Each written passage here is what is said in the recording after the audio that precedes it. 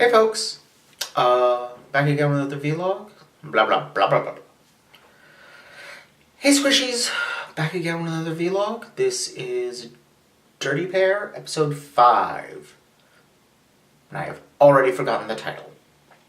Something about Creados.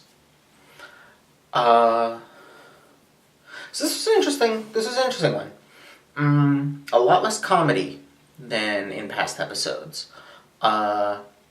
There was really only the one joke that got repeated throughout, really, which is Kay wants to get to her date, and that's more important to her than the life-threatening stuff going on around her.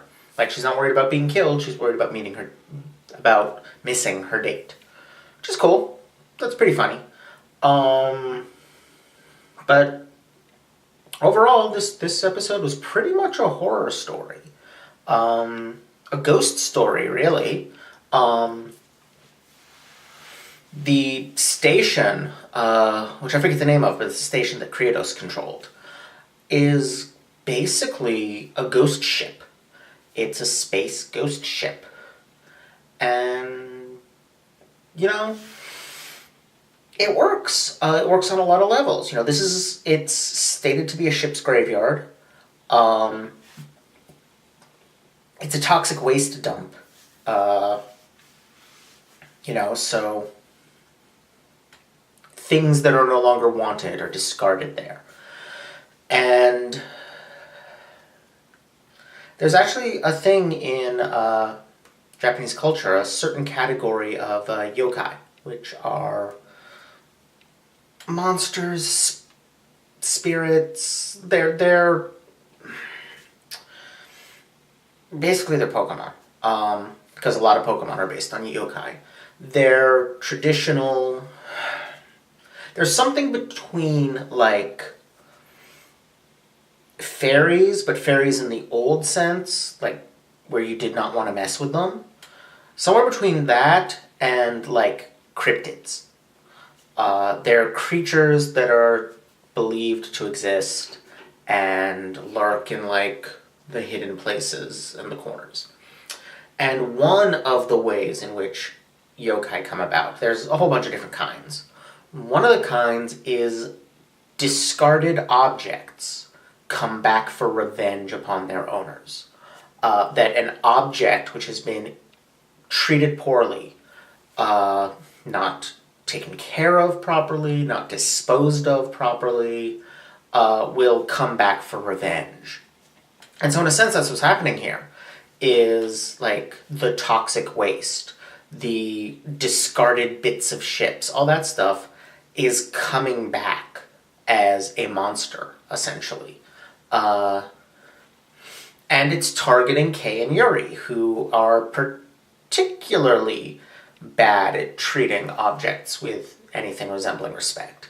They carve a path of destruction everywhere they go. So there's that element. There's also, the sense in which it's a more traditional ghost story. A man they wronged, or who believes that they wronged him, comes after them for revenge. In this case, it's because he was addicted to a drug and they shut down the operation that was producing the drug. So he blames them for not having the drug anymore. And that's where things get even, weirder. Because obviously there's a transhumanist angle going on here. Because you have a human mind that's been copied into a machine. And that's kind of one of the standard forms in which transhumanist ideas appear in science fiction. Is this idea that we could escape our bodies into machines. And escape the limitations of our bodies. Now, this has a lot of problems. One of the big ones being we don't actually know whether the human brain is remotely compatible with computers. Basically, the way the syllogism goes, computers appear to be able to do anything that a human can do. Probably. Humans can do anything. Like, human brains can do anything that human brains can do. therefore human brains work like computers, and that's not actually how logic works. It is not necessarily the case that just because a computer can perform the same tasks as a human brain, that it is necessarily doing it in remotely the same way as a human brain. For example, we cannot, like, I remember back in the 90s, there was this study done on how baseball players catch a ball. And what they discovered was that they were not predicting the position of the ball at all. It was not a matter of the baseball player sees the path of the ball, predicts where it's going to be, puts themselves there and catches it, which is how you would do it with a computer. It was something at once more complicated, much more complicated for a computer to do, but that comes much more naturally to our brains, which is the baseball player positions themselves so that the angle between the ground and the batter and the ball is a particular angle. They see what that angle is, and then they keep moving backwards to keep that angle constant. So they're not predicting anything. They're reacting. As the ball moves, they're moving backwards. And it just so happens that the way mathematics and physics work, if you do that, you will inevitably eventually collide with the ball. After that, it's just a matter of making sure that it's their hand that does the colliding. The baseball glove. So that's one issue. Another one is bodies and machines are very different from one another. And our individual brains are very plastic. Machines tend not to be. It is entirely possible that my brain and your brain are performing the same task in wildly different ways, which would make it next to impossible to create a computer that could read a human brain. You could create a computer that could read a specific person's brain, but you would need a different design to read another person's brain because the same tasks are being performed in very different ways in the different brains. It's possible that that's how it works. We don't actually know. We don't know very much at all. So there's technical barriers to this, but there's also the issue that what if we don't want to be machines? Because machines have particular properties and living things have particular other properties. Machines tend to be stronger but more brittle. They tend to actually last longer without maintenance, but they don't have the kind of constant self-maintenance that living things do. Living things, thus, as a result, tend to be more durable just because they're constantly self-repairing. Machines tend to be stable, living things tend to be metastable.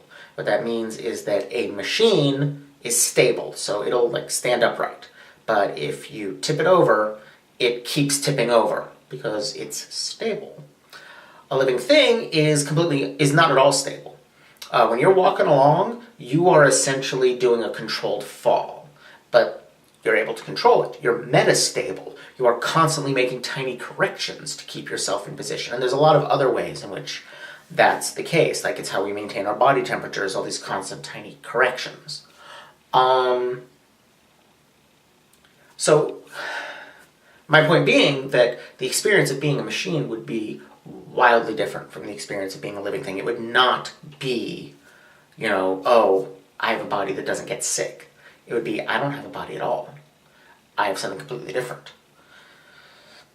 That could be desirable, it could not be. To me, more interesting are the kinds of transhumanism that are instead of jamming us into mass-produced machines, let's customize ourselves. Let's, use genetic engineering and transplants and, all that kind of stuff to make a person who, can live in a very different environment. You know, let's figure out how to give people gills. Let's figure out how to make people photosynthetic. Let's figure out, you know, ways to, you know, expand the range of experience that we can have. Because to me, that's what it's about. It's about transcending the human, not about imprisoning it. And so you've got in this episode this man who has done that to himself. He has narrowed himself down into this machine that has the sole purpose of going after Kay and Yuri. And kind of opposite to him, you have Nyanmo, who is a machine, and has always been a machine, but is eternal. Because as long as the memory disk can be saved, Nyanmo can be reborn. Which is exactly what that guy was seeking, but it was already there in Nyanmo. To me, what's most interesting here is that he was on a psychedelic drug, a mind-expanding drug. That this was someone who was seeking an expansion of his experiences, seeking to be more, and instead turned himself into something that can only, like, do this psychic die scream and send out fleets of ships, and is mechanistic in a way that Nyanmo has never been. Because Nyanmo is a machine intelligence. Nyanmo is a machine transcending the limitations of the mechanical. This is a human, not a human transcending the limits of the human, but a human descending into the machine instead of ascending into something wider and greater. And the result is an angry ghost. This obsessed thing that just pursues one purpose single-mindedly. But yeah, I think that's about all I got to say. Definitely an interesting episode, definitely took me in some interesting directions. Nyanmo had better be back soon, because I like Nyanmo. Even if I can't pronounce their name. I think I have it right, but I'm not certain. Yeah. Good stuff. Still really enjoying this series. Love the Dirty Pair. So yeah, I'll see y'all next time. Bye.